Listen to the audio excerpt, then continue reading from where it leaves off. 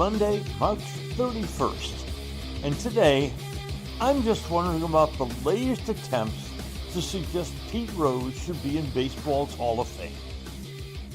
And now, a word from our title sponsor. Eyeing retirement? Let us show you how to turn your nest egg into a paycheck with half the amount you've been led to believe.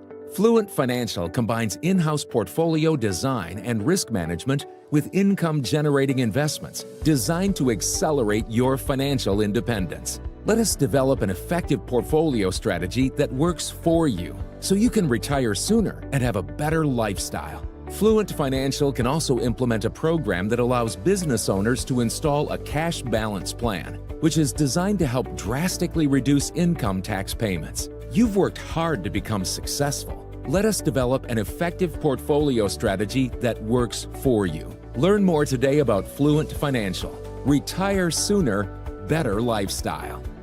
For more information or to schedule a meeting, visit fluentfinancial.com or call 972-852-4800. Let me make my position very clear to begin this just wondering. Pete Rose was an exceptional player. As a player, he should have been in the Hall of Fame. But Pete Rose is a gambling addict, and he brought shame to the sport of baseball, and he should never go into baseball's Hall of Fame. Okay. The debate has raged for 36 years now, after Commissioner Bart Giamatti signed an order permanently banning Pete Rose from the Hall of Fame. After lots and lots and lots and lots of gambling on baseball. The betting sheets of his bookie, who turned evidence against him, showed that Pete Rose back then was placing sometimes more than $20,000 of bets a day.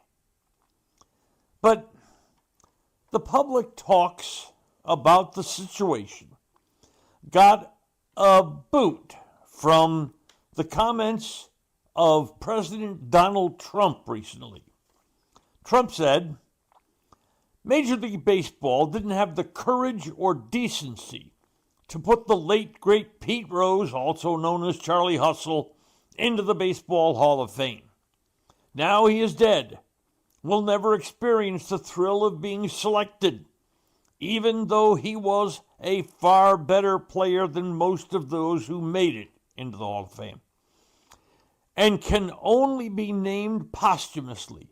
What a shame. This is all caps on Trump's social truth, whatever that thing is. He continued, anyway, over the next few weeks, I will be signing a complete pardon of Pete Rose, who shouldn't have been gambling on baseball, but only bet on his team winning. He never bet against himself or the other team. By the way, if there is a pardon to be issued, it will be because Pete Rose was not convicted of tax evasion in the face of significant evidence, pleaded guilty to tax evasion. Rob Manfred, the current commissioner, has said he will review the case against Pete Rose. Manfred also said this in 2015 and continued the permanent ban. But I'm pretty sure that our current president is not familiar with exactly why Pete Rose is banned. Major League Baseball Rule 21D states, quote, any player, umpire, or club, or league official, or employee who shall bet any sum whatsoever on any baseball game in connection with which the bettor has a duty to perform shall be declared permanently ineligible By the way, that rule's in every baseball clubhouse, and it's been a rule since 1921. We'll talk about that just a bit later. Pete Rose willingly violated that rule as a player and a manager hundreds and hundreds and perhaps thousands of times. In 1991, the Baseball Hall of Fame decided that players ruled permanently ineligible by Major League Baseball would never make it into the Hall of Fame. And, by the way, if there's any hint that a game's outcome has been fixed or compromised in any way, the sport is tainted. It simply cannot be tolerated, which is why the punishment was so severe when the rule came about, and why the punishment remains so steep. Rose signed an agreement to accept his permanent ban from baseball. But within a few years, he was out there saying he should be allowed in the Hall of Fame. And then Pete Rose began lying and lying and lying and lying for years and years and years and years. He claimed he only bet on his team to win. More on that later. Finally, he wrote the book, Charlie Hustle, The Rise and Fall of Pete Rose, thinking that if he finally did come clean, this is more than a decade after the ban, that it might get him entrance into the Hall of Fame. It didn't. Rose still justified his actions by explaining he only bet on his team to win. But hey, think of this for a minute. He didn't bet on his team every game. So as far as we know, he picked and chose which times he'd bet on his team. Maybe he liked the odds better on a certain day, or thought some opponents were weaker.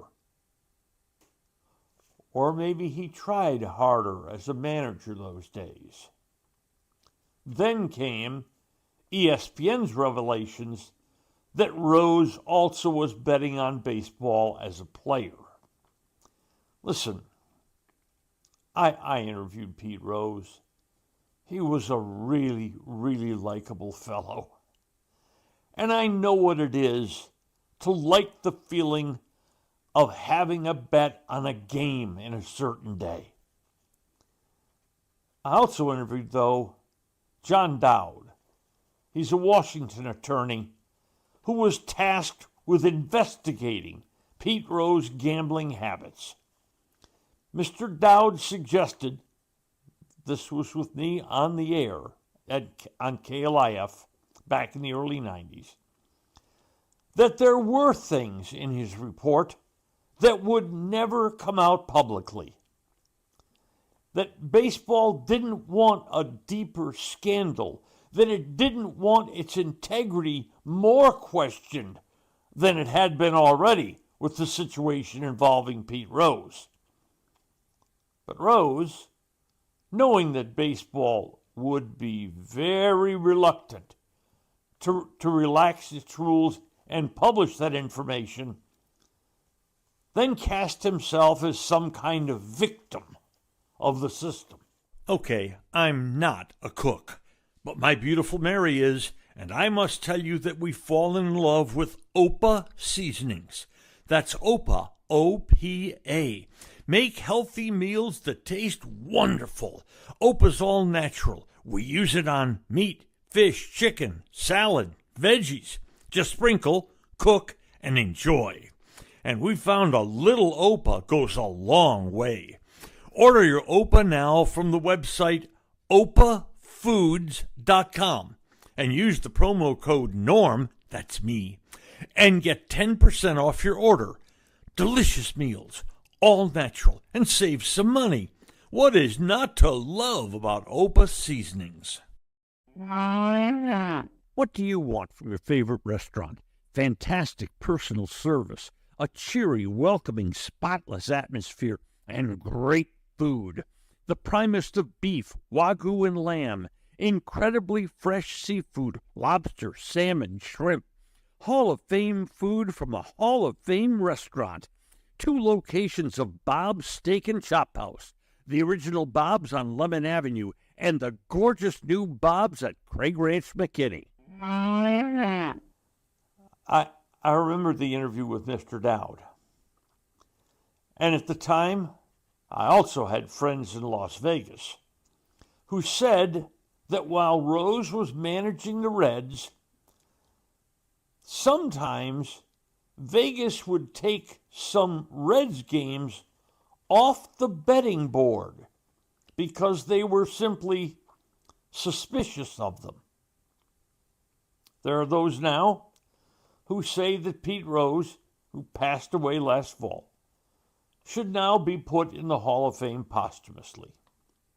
Listen, Shoeless Joe Jackson had a lifetime batting average of .356, and he's not in the Hall of Fame because he and his teammates wagered on the World Series in the Black Sox scandal of 1919.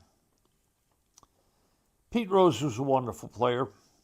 He's got a plaque in the Hall of Fame commemorating the fact that he's the all-time hits leader. He has a statue outside the Reds Stadium. But the actions of Pete Rose strike at the very heart of sports.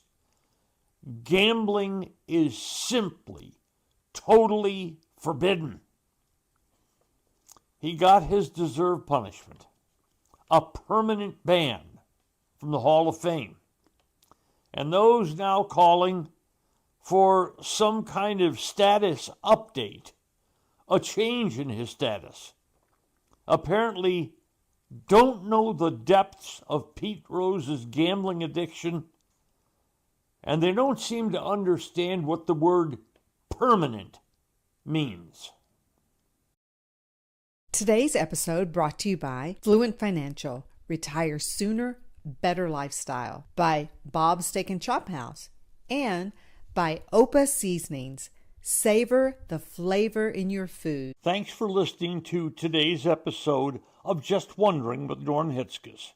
If you enjoyed what you heard, please hit follow, and a fresh new episode will be delivered to you every Monday, Wednesday, and Friday. And if you know someone who might enjoy our work, please share it with them. I'm Norm Hitzges, and I'm always just wondering about something. And I'm Mary Hitzges,